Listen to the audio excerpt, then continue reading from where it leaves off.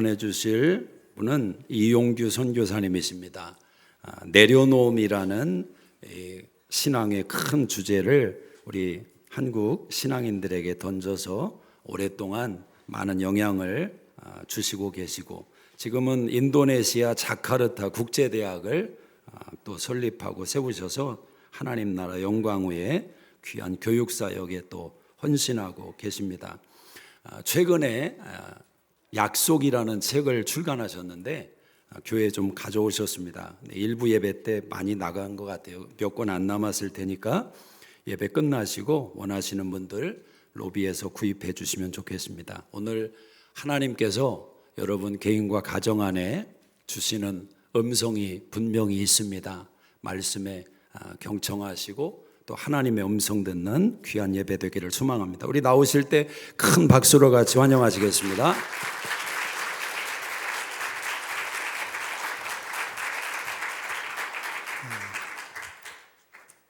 네, 반갑습니다. 제가 잠깐 기도하겠습니다. 하나님, 시간을 또 주님께 의탁합니다. 말씀을 전하는 자의 입을 붙드시고 또 말씀을 받는 자의 마음을 부드럽게 하셔서 또 주님이 원하시는 준비하신 영혼 가운데 또 주님의 말씀이 또 들어가고 스며들도록 주님 일하여 주십시오. 우리 주 예수 그리스도 이름으로 기도합니다. 아멘. 자, 지난 금요일에 제가 그 내려놓음에 대해서 조금 이렇게 몇 가지 이렇게 주제를 던져 드렸고요.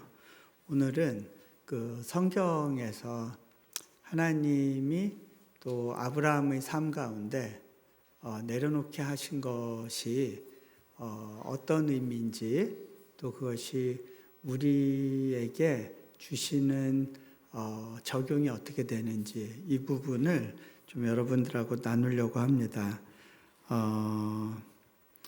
오늘 말씀에 보면 하나님이 아브라함을 시험하시려고 그를 부르십니다. 그리고 이제 무언가를 이제 요구하시는 장면입니다. 하나님이 아브라함을 이끌어 가시는 그 삶의 여정에서 그 많은 것을 요구하시지 않으셨습니다. 딱 세 가지 하나님이 요구하시는 중요한 순간이 있었는데, 첫 번째는 이제 떠나라는 겁니다. 너의 고향과 친척과 아버지 집을 떠나서 내가 지시할 땅으로 가라. 이미 지시한 땅이 아닙니다. 다 보여주시고 설득하시지 않습니다. 떠나라는 말씀, 그것이 아브라함의 인생에 있어서 첫 번째 내려놓음이었습니다. 두 번째 하나님이 요구하신 것은 오랜 시간 동안 하나님의 약속이 이루어지지 않는 기간들이 있었습니다. 그 기간 가운데 하나님께서 약속을 이루실 것이라는 그 믿음 가운데 기다리라는 겁니다. 이것이 또 하나의 도전이었습니다.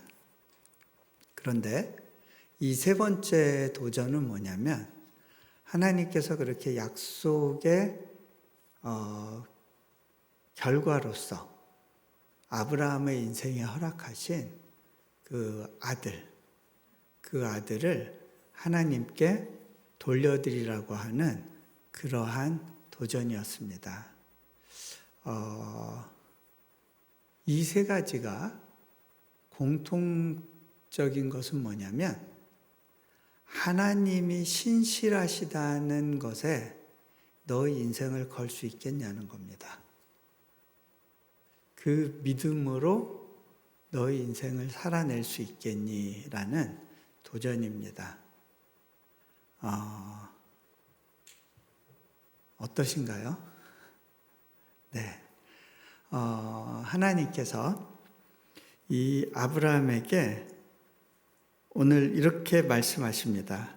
내 아들, 내 사랑하는 독자 이삭을 데리고 하나님께서 아브라함이 이삭을 사랑하는 걸 아셨습니다. 그 사랑하는 아들을 데리고 꼭 집어서 말씀하십니다. 하나님이 아브라함에게 너 재산 많으니까 그 재산을 나한테 바쳐라 말씀하신 적이 없습니다. 너 나를 위해서 정말 뼈가 부서지도록 열심히 일해봐라 하시지 않았습니다. 하나님이 그렇게 뭔가가 필요해서 아브라함에게 요구하시는 것이 아닙니다. 아브라함이 묶여있는 부분에 대해서 네가 그것과 분리되는 것이 가능하니 너에게 준 선물로 인해서 네가 묶여 있다면 그 묶여 있는 것이 나보다 큰지 한번 너의 믿음 안에서 확인하는 시간을 가져보지 않겠니? 하나님이 도전하시는 겁니다. 여러분들이 하나님을 믿고 신뢰하는 삶의 여정에서 미국으로 왔고 또 달라스 땅에 오셨고 이곳에서 정착하면서 안정된 삶을 이제 만들어 오셨습니다. 그런데 이 삶을 얻기까지 하나님께 눈물로 기도한 시간들이 있었을 겁니다. 그런데 어느 날 보니까 이것을 포기할 수가 없습니다. 하나님, 이것만은 건드리지 마세요. 저 불편한 건 못 견뎌요. 나는 더 이상 나의 편안함을 포기하고 싶지 않습니다. 하는 순간들이 있어요. 그렇죠? 네. 하나님보다는 내가 만들어 온 삶을 더 중요하다고 보는 그런 순간들을 지나게 됩니다. 거기서 우리가 신앙의 갈림길 안에 서게 하는 순간을 하나님이 주십니다. 아브라함에게 이제 물으십니다.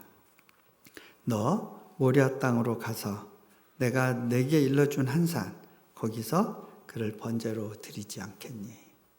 도전하십니다. 아브라함에게 있어서 이 시간이 굉장히 어렵고 복잡한 시간이었을 겁니다. 그날 밤에 아마 잠을 잘 잘 수가 없었을 겁니다. 이거 뭐지? 왜? 이해하기 어려운 상황입니다. 하나님의 그 도전이 정리가 안 됩니다. 왜냐하면 하나님이 자신의 믿음에 대해서 순종한 결과로 또 하나님이 신실하시다는 것을 보여주는 증거로 이 아들을 주셨는데 이 아들을 바치라고 해버리면 하나님이 내게 주신 약속은 뭐지? 하나님이 신실하시다는 그 근거는 어디에서 찾는 거지? 하나님은 이랬다 저랬다 하시는 분인가? 줬다 뺏는 분인가? 아니, 뭐 다른 건 드릴 수 있지만 사람 목숨을 이게 그 가나안 땅의 다른 신이라면 인신공양을 요구하지만 내가 아는 하나님은 그런 하나님이 아니었는데 이건 뭐지? 밤에 잠이 안 왔을 겁니다. 굉장히 복잡했을 거예요. 그런데요, 아브라함이 아침에 일어나서 짐을 꾸리기 시작합니다. 이건 뭐예요? 머리는 이해가 안 되는데 몸이 움직이고 있는 거예요. 살아온 삶의 관성이 하나님 중심으로 되어 있었던 거예요. 그러니까 정리되지 않고 복잡한 상황 가운데서 몸은 순종의 방향으로 일하고 있는 모습을 보게 됩니다. 자, 이렇게 순종할 수 있는 근거에 뭐가 있었을까? 자, 모리아산에 도착해서 아들 이삭이 아버지에게 묻습니다. 아버지, 이 불과 나무, 칼 이런 것들은 다 준비되어 있는데 정작 중요한 번제할 어린 양은 어디 있죠? 이때 아브라함이 이야기합니다. 아들아, 번제할 어린 양은 하나님이 친히 준비하실 거야. 자, 아브라함은 실은 답을 몰랐습니다. 답을 모르지만 끝까지 가보자 하는 겁니다. 거기에서 하나님이 뭘 준비하고 계시는지 한번 보자는 겁니다. 하나님에게는 무언가 내가 다 이해하지 못하지만 대책이 있으실 거야. 하나님의 방법이 있을 거야. 제 인생 가운데에서도요, 하나님께서 이런 믿음을 요구하신 적이 여러 번 있었습니다. 하나님이 나의 인생길을 끌어가는 방식이 이해가 돼서 순종한 건 아니었습니다. 그런데 뭔가 하나님의 계획이 있으시겠지. 지금 다 알 수는 없어. 그런데 한번 걸어가 보자. 번지 점프 해보자. 하나님이 언제 받으실지는 내가 결정하지 못해. 하지만 하나님이 그걸로 인해서 나를 망하게 하시지는 않을 것 같아. 근데요, 그게요, 의외로 저에게 어려운 도전이었던 순간들이 있었어요. 이렇게 목숨이 이렇게 경각에 달하는 그런 순간들이 있어요. 이제 사역을 하다 보면 저는 얌전하고 조용한 사람인데 이제 믿음대로 뭘 던지다 보면 이렇게 죽나 사나 하는 그런 순간들이 있어요.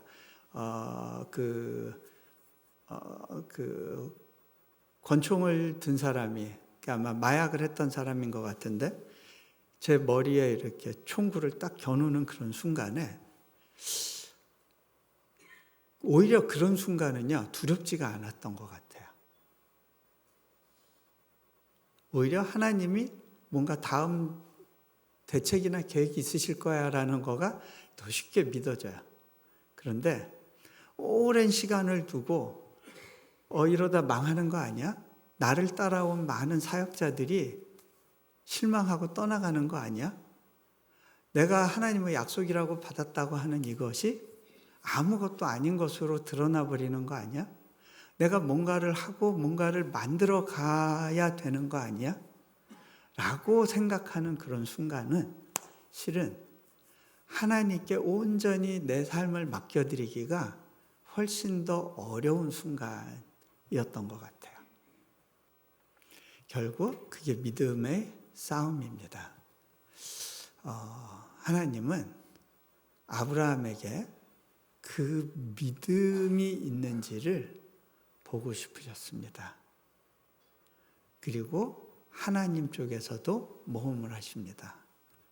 이것은 아브라함에게도 모험이었습니다. 자, 이 상황에 대해서 그러니까 우리 삶 가운데 하나님이 당신이 끌어가고 싶은 어떤 영역으로 우리를 확 잡아당기신다고 느낄 때 우리는 그 방향이 어떤 건지 모르고 불편한 순간들이 있을 겁니다.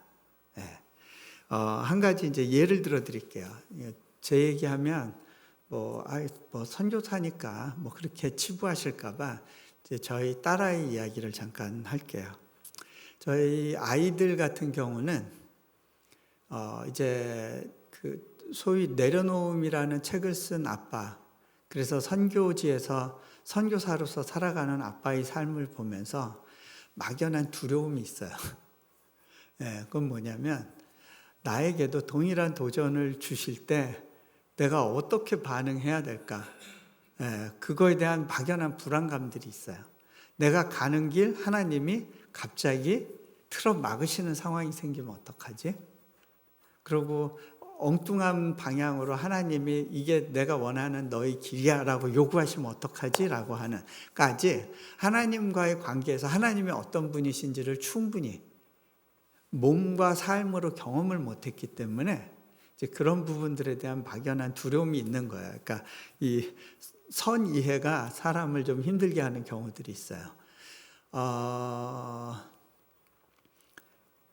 저희 딸아이 같은 경우는 나름대로 또 하나님의 자녀로서 또 선교사의 딸로서 좀 건강하게 살아보려고 하는 좀 몸부림이 있었던 시간들을 가졌어요. 저희가 그 대학교 세우기 전에 초중고등학교 기독교 학교를 먼저 세우면 좋겠다라는 생각을 했고, 그거를 처음 이제 실행에 옮길 때 우리 아이들이 이제 그 학교의 멤버로 되어서 6명의 선교사 자녀들을 데리고 학교를 시작해야 됐어요.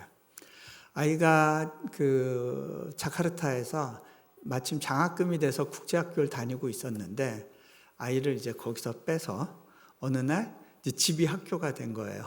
그리고 우리 부모들이 이제 선생님이 되는 상황이 됐어요. 굉장히 당혹스러웠겠죠.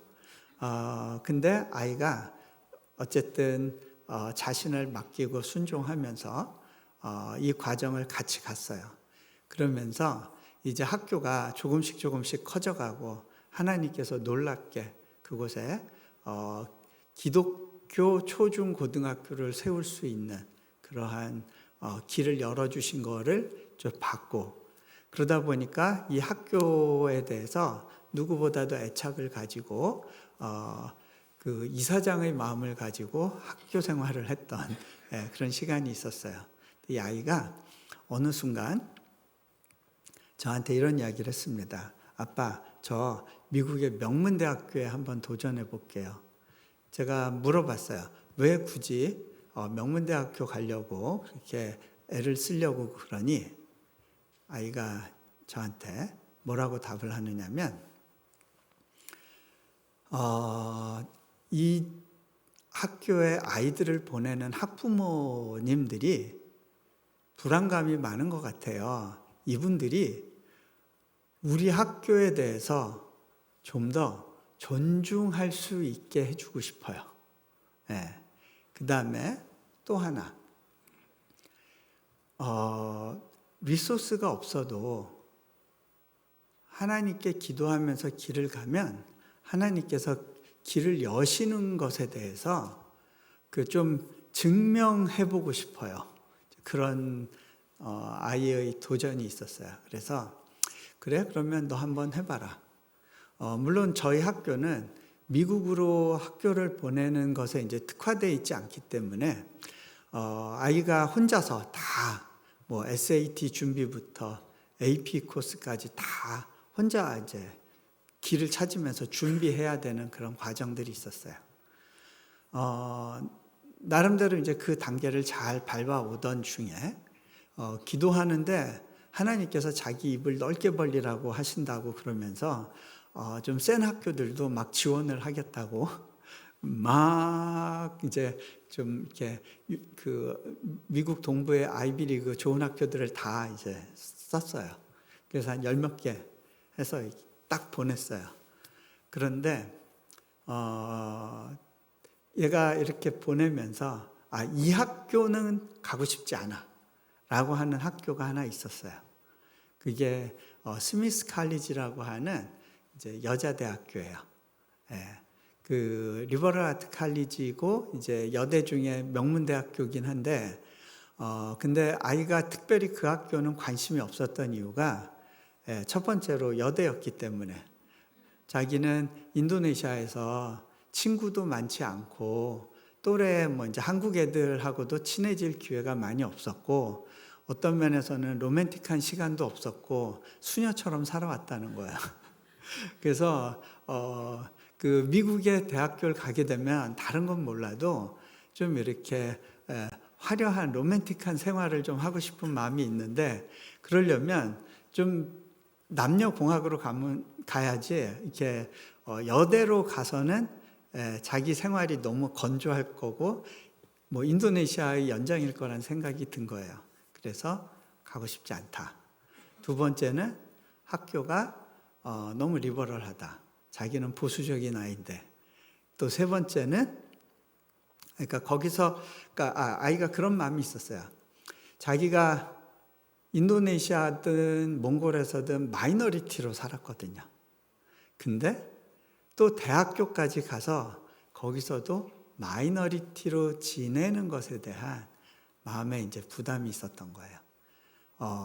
또 하나는 거기가 이제 아무래도 중소도시다 보니까 자기 생각에는 좀 큰 도시를 끼고 있는 대학을 가야 더 많은 이제 다양한 그 접점들이 있지 않을까라는 생각을 했는데, 이 학교는 그런 거를 주지 못한다고 생각하고 아니야라고 단정을 하고 있었어요. 근데 결과 발표가 나오는데 보니까 이제 하나씩 떨어지는 거예요. 일부는 웨이팅에 걸리고, 일부는 되기는 했는데 조건은 안 좋고. 근데 하필 이 학교에서, 그 스미스에서 풀 스칼라십을 주겠다고 그렇게 연락이 온 거예요. 부모 입장에서는 무조건 이게 풀 스칼라십 주는 대로 가야지. 왜냐하면 제가 아이한테 그랬거든요. 너 미국 가서 공부하는 건 좋은데 아빠는 한 푼도 못 보태준다. 네가 알아서 다 커버해야 된다. 그랬기 때문에 얘는 이제 이 조건이라면 여기밖에 없다라는 생각을 저희는 하고 있었는데, 아이는 굉장히 이제 뭐랄까 실망을 한 것 같아요. 하나님, 뭐 마음껏 어플라이 하라 그럴 때는 언제고, 이거 뭐예요? 이 상황 뭐예요? 그러니까 굉장히 마음이 뒤집어지는 시간이 있었던 것 같아요. 한 번은 저희가 이제 토요일 날 아침 식사하라고 불렀는데 아이가 내려오는데요, 짜증이 가득해서 내려오는 거예요. 예? 팍팍. 제 아내가 보다 못해서 한마디 했어요.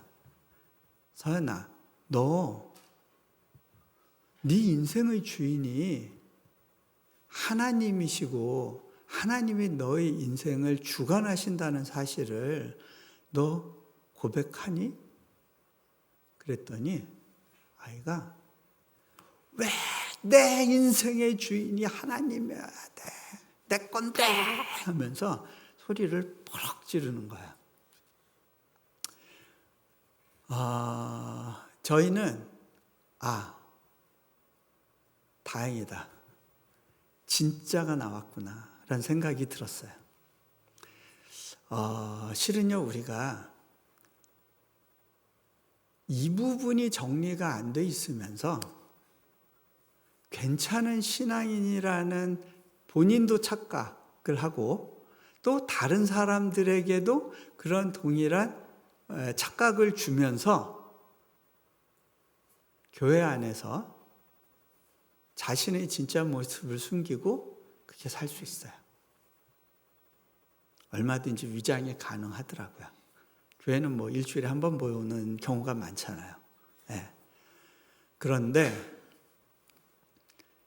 실은 저희 딸아이는요, 어디 밖에 이렇게 선교여행을 가거나 뭐 이렇게 어디 봉사를 가게 되면 선교사님들의 칭찬을 굉장히 많이 받았던 아이예요. 누구보다 헌신하고 순종하고 희생하는 모습을 이제 선교사님들이 보고 얘는 굉장히 특별한 자질이 있다고 이런 식으로 이야기를 많이 해주셨거든요. 그런데 진짜가 나온 거예요. 저는 감사했어요. 얘가 인생의 시간들을 그렇게 위장하는 걸로 낭비하다가 너무 늦게 하나님과 그 부분을 씨름하면서 다루심을 받기보다 인생의 첫 시작을 하기 전에, 20대 되기 전에 이 부분에 대해서 하나님과 씨름하는 시간을 갖는다는 게 굉장히 감사했어요. 그리고 이제 조용히 기도하는 시간을 가졌습니다. 그러던 중에 호주에서 어느 아는 선교사님이 개척교회를 시작하면서 저희가 와서 좀 섬겨달라는 요청을 했습니다. 저희 아내 보고 이제 여성분들 대상으로 사역해주고 저희 아이들이 또 유스 그룹을 좀 섬겨달라고 이렇게 해서 저희가 가족이 다 가려고 보니까 교회 형편상 비행기표는 못 해줄 것 같고 그래서 이제 다른 교회 집회를 또 같이 잡아서 그렇게 섬겨주기로 하고 제가 이제 비행기표를 가장 싼 걸 끊다 보니까 싱가포르에서 이제 경유를 해야 됐어요. 한밤중에. 그래서 아이들과 함께 싱가포르 공항에 내려서 아이들이 이제 물을 마실 수 있게 그 편의점에 이제 저희 딸하고 같이 갔습니다. 물 사갖고 나오는데 아이가 기분 나빠 그러는 거예요. 그래서 왜? 그랬어요. 그랬더니 아빠 저기 편의점 이름 봤어요? 뭔데? WH 스미스더라고요. 스미스라는 말이 얘한테 걸린 거예요. 저는 그 이름조차 생각을 못하고 있었는데 아이한테는 걸렸어요. 여러분, 다른 사람한테는 괜찮은데 자기한테만 유독 뭐가 걸리는 경우가 있어요. 그러면 그렇게 보시면 돼요. 하나님이 지금 나한테 작업 걸고 계시는구나. 그리고 난 다음에 저희가 그 호주의 뉴캐슬이라는 도시에 이제 며칠 이제 묵게 됐는데 거기서 첫날 지나고 나서 저희 딸아이가 그러는 거예요. 기분 나빠. 왜 이래? 그래서 왜? 그랬더니 아니 아빠 봤어요? 저 앞에 길 이름이 스미스 스트릿이야. 네, 계속 스미스가 걸리는 거예요. 그런가 보다 하고 이제 지나갔어요. 그런데 이제 시드니로 옮겨서 시드니에서 이제 그 교회가 이제 정해준 숙소로 이제 들어갔는데 그 숙소에 가서 아이가 화장실 다녀오면서 어떡해 그러는 거예요. 그래서 왜? 그랬더니 저기 좀 가서 보래요. 화장실 좀. 그래서 화장실 가서 그 벽장 문을 열었더니요. 거기에 그 작은 그 샴푸, 컨디셔너, 뭐 베스젤 이런 거가 일렬로 쫙 수십 개가 진열이 되어 있는데요. 이게 뉴질랜드 산이더라고요. 근데 그 앞에 그 회사 이름이 크게 쓰여져 있는데 스미스 앤 컴퍼니였어요. 그러니까 스미스라는 이름이 딱 정면이 되게 있어가지고 애를 향해서 스미스야 하고 외치는 것 같이 이제 느껴졌던 것 같아요. 네. 그러니까 그땐 저도 좀 느낌이 오더라고요. 그래서 저희 아이한테 서연아, 너 이제 여기서 또 한 번 스미스란 단어를 만나면 그때는 힘들어하지 말고 하나님과 정면으로 한번 좀 기도하면서 너희 대학 문제에 대해서 좀 이렇게 해결을 보면 좋겠다. 그렇게 얘기를 했어요. 그랬더니 아이도 알겠대요. 그렇게 하겠대요. 그리고 난 다음에 이제 저도 이제 스미스란 단어를 찾기 시작했어요. 네. 좀 빨리 끝났으면 좋겠다 이런 생각이 든 거예요. 그래서 어디 산에 갔었을 때인데 내려오는 길에 길 이름을 보는데 골드스미스 스트릿이 있는 거예요. 그래서 제가 선아 여기 골드스미스 있다 그랬더니 딸아이가 저거는 골드가 붙어서 오센틱하지 않다고. 근데 제가 이 내용을 한국의 어느 큰 교회 가서 한번 설교한 적이 있었거든요. 근데 어떤 한 자매가 은혜를 받아서 저한테 메시지를 보냈어요. 실은 자기가 영국에 그 아트 스쿨 중에 골드스미스가 있는데 거기를 갈지 말지를 놓고 기도하고 있었는데 응답을 받았다고. 예, 설교 중에 하나님이 말씀 주셨다고. 예, 근데 어쨌든 골드스미스는 안 된다고 그래가지고 그래? 그래서 또 길 가다 보니까 스미스라는 이름에 어떤 그 상점이 있어서 서연아 이거 봐라 그랬더니 아이가 자고 있어요. 그러니까 얘가 못 보면 끝이죠. 그래서 아니네. 그러고 이제 그날 저녁에 교회에서 말씀 전하고 가족들과 함께 이제 집에 돌아왔는데 그 숙소 1층 편의점에서 아이들 간식 좀 사자 하고 들어갔는데요.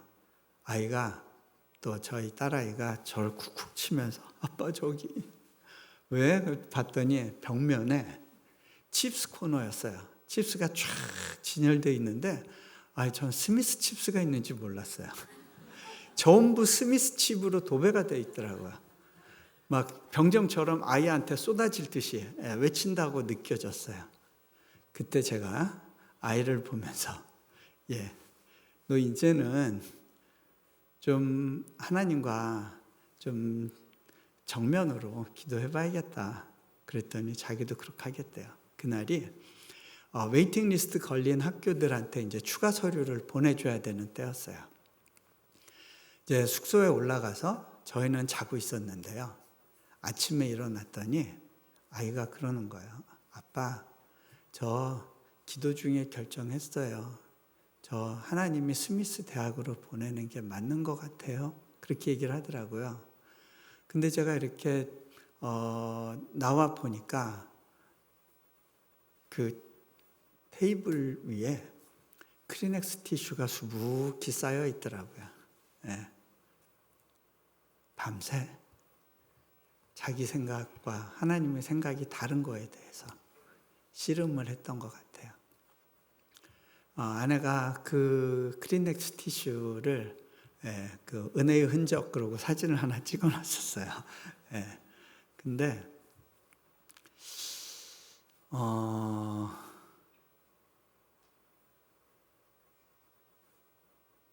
아이가 그렇게 그 대학으로 가겠다고 결정하고 나서 비로소 그 학교가 어떤 면에서 좋은지가 보이기 시작하더라고요.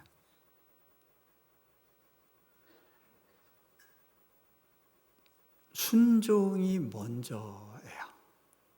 순종하고 나서야 이해되는 것들이 생겨요. 그런데 저희 딸아이 같은 경우는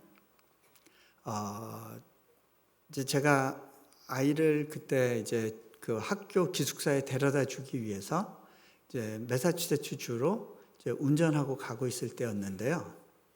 제 마음 가운데 그런 생각이 들어왔어요. 얘가 보스턴에서 태어나서 거기서 생후 4개월 때 저희 가족이 이제 몽골로 파송받아서 떠나게 됐는데요. 파송 예배 때 우리 권사님들, 연세 드신 권사님들이 제 등을 치면서 어쩌자고 이 핏덩이 같은 아이를 데리고 그 험한 데를 가냐고 막 그렇게 울먹이셨던 기억이 나요. 그런데 하나님께서 그 아이를 선교지에서 건강하게 키우시고 다시 자신이 살았던 땅으로 보내시는구나. 그리고 그곳에서 하게 하실 일이 있구나라는 생각이 들었어요. 근데 그때 뭐가 떠올랐냐면 그 스미스 대학이 있는 노샘톤이라는 도시는요. 미국의 대각성 운동의 중심부에 있었어요. 거기에 조나단 에드워드라고 하는 목사님이 그 지역의 교회에서 목회하고 있었거든요. 스미스 컬리지하고 걸어서 3분밖에 떨어지지 않은 그 교회였어요. 그런데 그 교회는 이제 어느새 동성애자들의 깃발이 이제 무지개 깃발이 꽂혀 있고 그 도시는 동성애의 성지가 되어 있어요. 그런 가운데 하나님께서 이 땅의 부흥을 위해서 기도하라는 마음을 주시는구나라는 생각을 했어요. 근데 저희 딸아이가 그 학교에 들어가서 파라과이에서 온 친구, 케냐에서 온 친구, 현지 백인 아이들 중에는 그런 아이들이 없었는데 외지에서 유학생으로 온 많은 아이들 가운데 하나님께서 동일한 비전을 주셔서 다른 옵션이 있었음에도 불구하고 이 학교로 올 수밖에 없었던 그런 학생들을 만나게 하셨고 그들과 기도하게 하셨어요. 얘가 거기서 건강한 모습으로 있으니까 많은 학생들이 야, 너가 다니는 교회 나도 좀 데려가 줄래? 그렇게 해서 교회에 데리고 다니게 되는 친구들이 생기는 거예요. 아, 나는 이런 것들을 보지 못했지만 하나님께서는 이 아이가 갖고 있는 어떤 사명 때문에 그곳으로 보내셨구나라는 것을 이제 배우게 되는 거예요.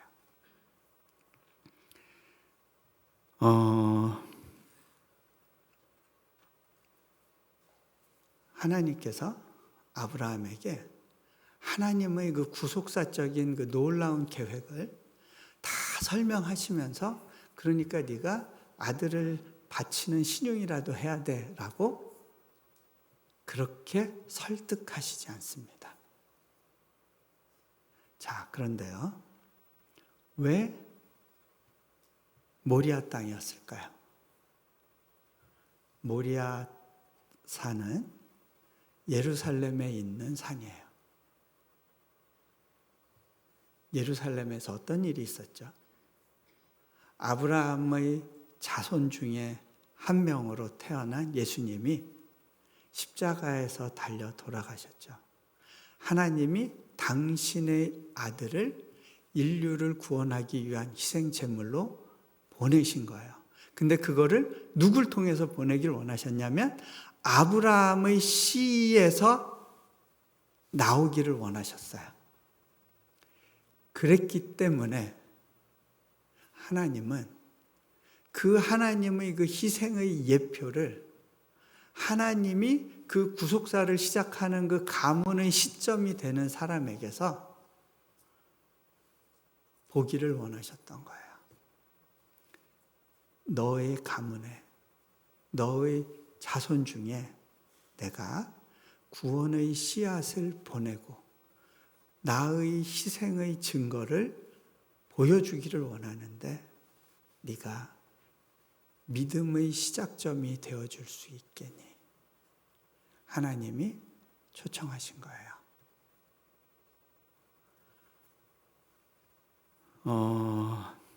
그런데요, 아브라함이 이야기하죠. 뭔가 하나님에겐 대책이 있을 거야. 하나님이 준비하신 게 있을 거야. 그런데 그 준비하신 걸 만나려면요, 내가 정말 하나님께 다 드립니다라고 하고 그 칼을 들어서 아이를 향해서 내리치기 직전까지 가봐야 되는 거예요. 그때 비로소 하나님의 사자가 와서 아브라함에게 이야기합니다. 이제야 네가 나를 경외하는 줄을 알겠다. 하나님이 우리 인생에게서 보고 싶은 한 가지가 있어요. 네가 나를 경외하는 것을 너의 몸으로 보여줄 수 있겠니? 자, 저희 학교에요. 좀 제가 말씀이 긴가요? 저 가능한 한 압축할게요. 날이면 날마다 오질 못하거든요. 이번이 아마 마지막일 것 같아요. 이제는 미국 한번 왔다 가면 몸이 퍼져 갔고요. 제가 이제 선교지에서 집중을 못 하기 때문에 앞으로 몇 년간은 미국 안 올 생각이거든요. 불러도 못 오니까 그냥 꼭꼭 담아 들으세요.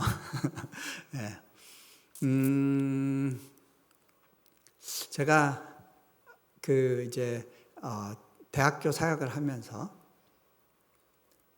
이제 아프간의 난민 학생들을 좀 많이 받고 있는데요. 난민 학생 중에 한 번은 이 팔뚝에 It's not fair. 그러니까 중국 한자로 불공평 이렇게 문신을 하고 다니는 학생이 있었어요. 이 학생을 보면 눈이 되게 날카로워 보였어요. 근데 제가 이렇게 보니까 얘가 이럴만 하겠다. 그래, 너는 불공평이라고 쓰고 다닐 자격이 있다라는 생각이 들었던 게요. 얘는 아프간에서 부유한 집안에서 큰 꿈을 꾸면서 살고 있었어요. 아프간의 그 국가대표가 돼서 올림픽 경기에 나가는 거예요. 그걸 위해서 열심히 준비하고 있었어요. 그러던 어느 날 미국 대사관에 근무하던 형이 영어 잘한 게 문제였죠.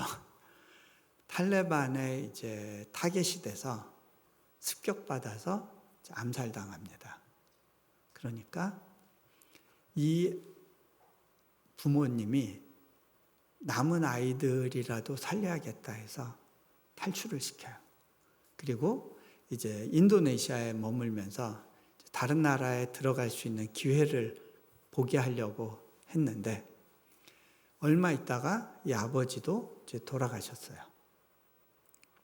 그러고 나니까 이 친구는 인도네시아라는 땅에서 공부도 할 수 없고 일도 할 수 없고 그리고 부모님은 돌아가셨고 완전히 혼자 남겨져서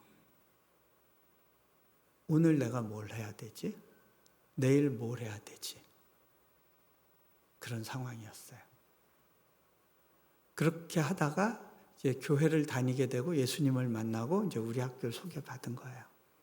그런데 이 아이 안에는 분노가 있었어요. 자신의 상황을 인정할 수가 없는 거예요. 내가 원했던 현실이 아니었던 거예요. 인생이 너무 불공평했어요. 자, 그렇게 한 1년을 지나니까 아이의 눈이 풀리기 시작했어요. 언제부턴가 기도가 바뀌어서 아프간에 복음이 들어가도록 기도를 하고 자신이 그 복음을 위해서 쓰임받을 수 있게 해달라고 기도하도록 이렇게 내용이 바뀌는 거예요. 이건 기적이에요, 기적. 여러분, 하나님 믿고 1년 만에 이런 변화 갖기 쉽지 않아요. 그죠? 그런데 그러던 중에 이제 카나다에서 이제 비자가 받아들여진다는 이제 그런 연락을 받고 이제 비자가 나온다고 해서 이제 쿼런틴에 들어가야 되는 상황이다 보니까 학교에서 더 이상 공부할 수 없었어요. 그래서 학교에서 마지막 떠나면서 이제 저한테 인사하러 왔었습니다. 제가 이 아이에게 앉았을 때 첫 마디 물어봤어요. 너희 팔뚝에 쓴 그 너희 인생 선언, 불공평, 아직도 유효한 선언이니? 하고 물어봤어요. 그랬더니 아이가 배시시 웃으면서 이렇게 이야기를 해요. 선생님, 저는 아버지가 죽고 나서 제 인생이 너무 힘들고 불안했어요. 너무 속상하고 힘들었는데, 그런데 저는 이 인도네시아에 있으면서 또 다른 부모님들을 많이 만나게 됐어요. You are one of them. 이렇게 이야기를 하더라고요. 아, 그렇구나. 너무 그렇게 얘기해줘서 고맙다. 그런데 네 인생에 진짜 불공평한 게 뭔지 내가 얘기 좀 해줄까? 그리고 이렇게 얘기했어요.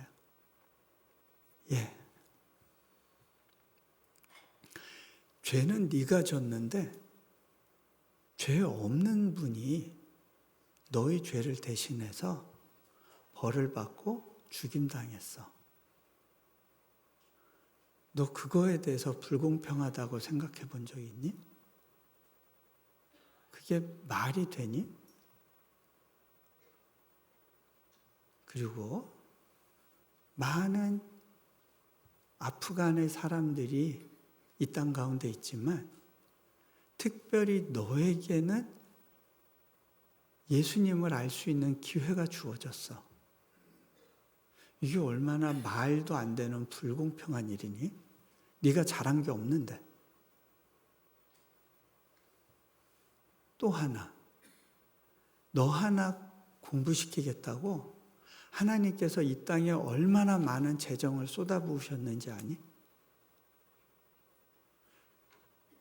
그리고 얼마나 많은 선교사 교수들이 자신의 인생의 행로를 바꿔서 섬기기 위해서 이곳에 들어왔는지 아니? 그게 너 하나 때문이라면 이게 얼마나 말 안 되는 불공평한 처사니? 그런데 또 내가 너한테 선물을 하나 준비한 게 있는데 이 선물도 알고 보면 불공평한 거야. 네가 노력한 대가가 아니잖아. 그런데 있잖아. 너의 인생은 이렇게 말할 수 없는 불공평한 은혜에 기초하고 있단다.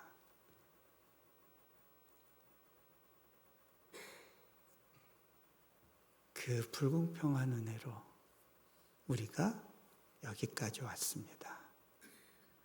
제가 어느 날 집에서 나오면서 집을 보는데요. 이 집 어디서 많이 본 것 같다라는 느낌이 들었어요. 어디서 봤지? 그러다 보니까 16, 7년 전에 17, 8년, 6, 7년 그 언저리에 몽골에서 이사할 일이 있어서 집 문제를 놓고 기도할 때 봤던 집이었어요.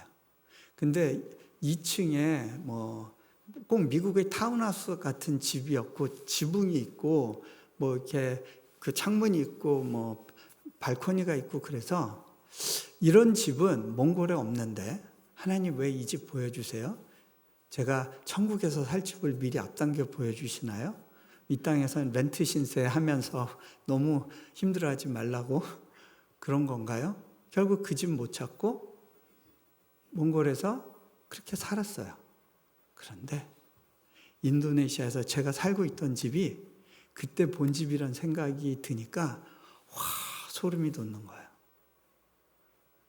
17, 8년 전에 몽골에서 집 찾아다닐 때 하나님은 이미 인도네시아에서 내가 살 집을 준비하고 계획해 놓고 계셨구나.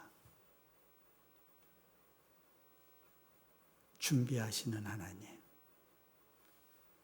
미리 준비해 놓으시고 내가 하나님의 부르심 가운데 온전한 순종을 이루기를 기다리고 계셨던 거예요.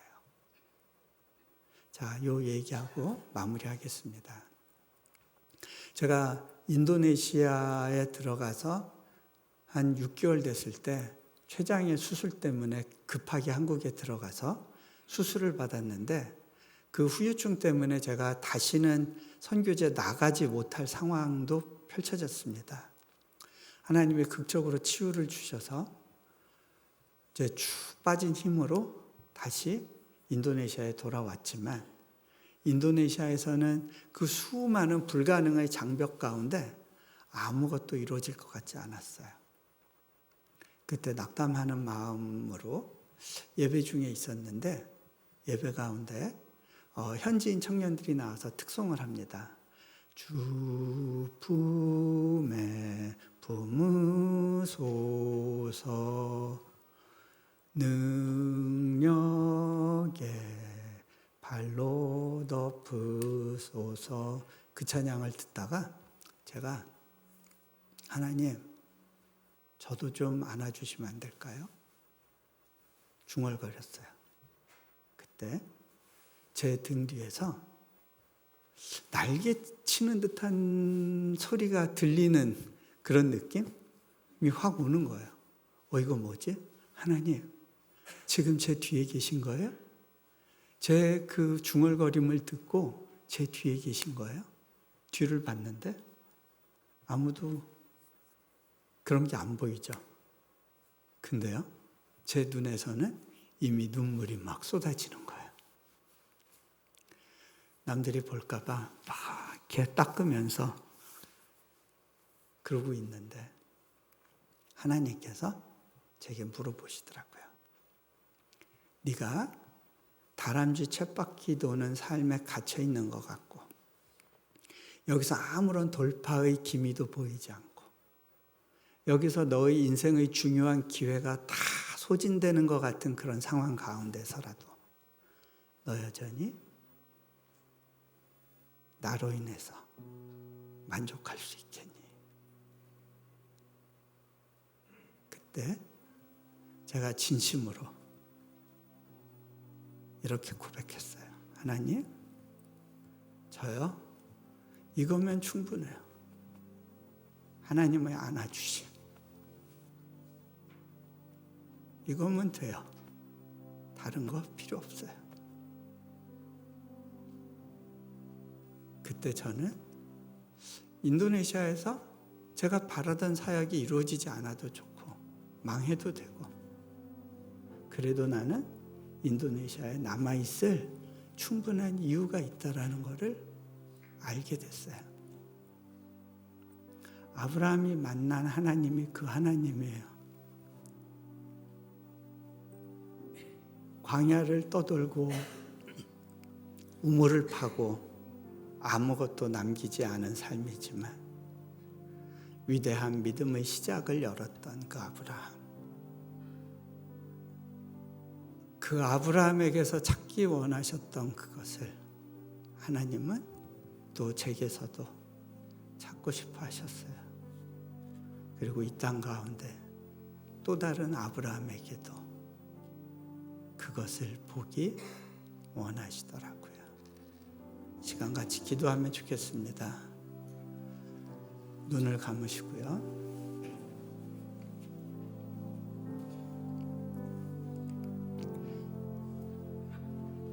저희 딸아이가 크리넥스 티슈를 써가면서 눈물로 하나님과 씨름하던 밤이 있었는데요. 여러분들에게도 그 밤이 있었을 겁니다. 하나님이 나를 이끌어가는 방식, 요구하시는 뭔가가 이해가 되지 않아요. 왜 이 길인지 나는 모르겠어요 하고 씨름하는 시간들이 여러분들에게 있었을 겁니다.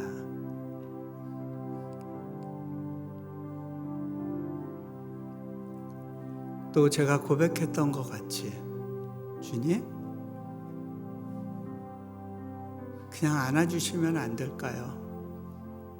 이 시간 저 좀 주님의 손으로 덮어주시면 안 될까요? 그 불공평한 특별한 은혜를 내게 부어주시면 안 될까요?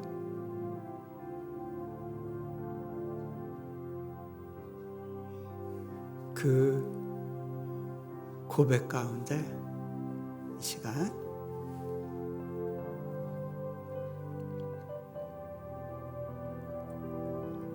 그렇게 하나님을 좀 찾으시면 좋겠습니다. 같이 기도합니다. 주님, 주님,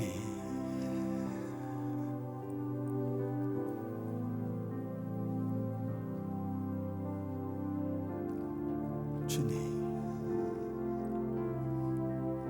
주님의 팔로 덮으시고 주님의 그 말도 안 되는 불공평한 은혜가 나를 사로잡고 가게 해주십시오.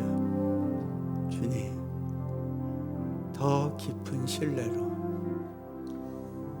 주님을 배우고 알아가게 해주십시오. 주님, 오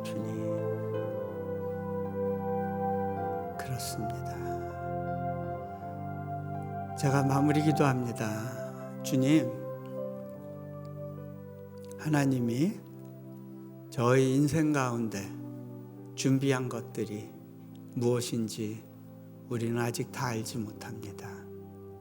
그런데 주님, 하나님께서 그것을 허락하시기 전에 우리에게 주시는 테스트 가운데 하나님을 존중하는 것을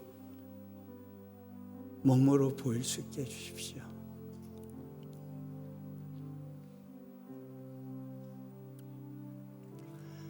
주님이 신실하시다는 그 사실에 내 인생을 걸어보게 해주십시오. 내 삶이 주님의 약속이 어떻게 이루어지는지에 대한 증거가 되게 하여 주옵소서. 주님 감사합니다. 우리 주 예수 그리스도 이름으로 기도합니다. 아멘. 우리 다 자리에서 일어나셔서 우리 들은 말씀 마음에 새기면서 우리 찬양 하나님 앞에 결단하며 올려드리겠습니다. 내 안에 사느니 그리스도니.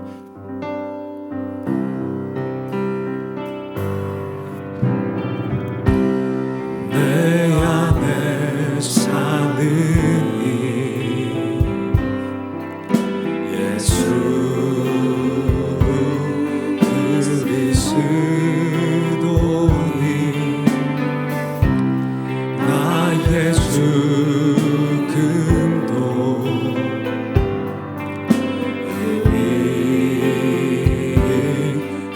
유익함이라. 내 안에 사느니 내 안에 사느니 예수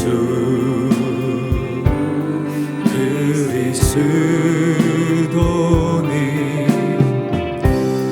나의 죽음도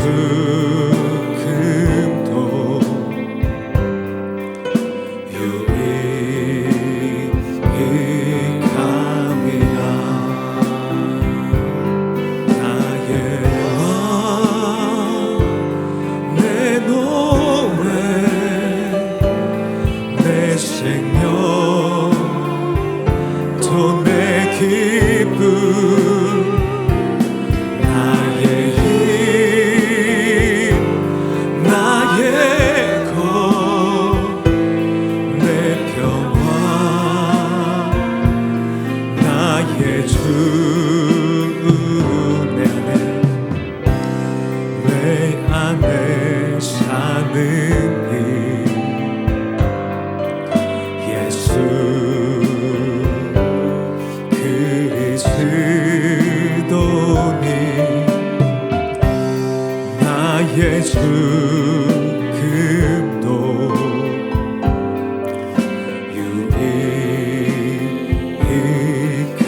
유익함이라. 그렇습니다. 하나님께서 하나밖에 없는 아들을 저와 여러분을 위해서 내어주셨습니다. 가장 불공평한 그 사랑을, 불강력적이고 무한하신 갚을 길이 없는 그 사랑을 우리가 받은 대상자입니다. 그 예수님께서 우리 안에 거하십니다. 이 한 주 동안도 예수님 내 안에 계십니다. 이 고백을 붙들고 나갈 때 우리의 연약함을 회복하시고 용기를 주시고 다시 일으켜 주시는, 치유하시는 하나님의 은혜를 부어주실 줄로 믿습니다. 이제는 우리 주 예수 그리스도의 은혜와 하나님 아버지의 놀라우신 사랑하심과 성령님의 감화감동 역사 충만케 하심이 하나님의 그 크신 사랑을 다시 한번 마음에 새기고 우리의 현실 가운데 모든 문제 앞에 담대하게 맞서기로 또 일어서기로 결단하는, 하나님의 영광을 위해 이 한 주 살기로 다짐하는 우리 이부 예배자들과 저들의 가정과 또 행하는 만사 위에 우리 이용규 선교사님 가정과 또 자카르타 국제 대학 가운데 사역 가운데 함께 하시기를 간절히 축원하옵나이다. 아멘.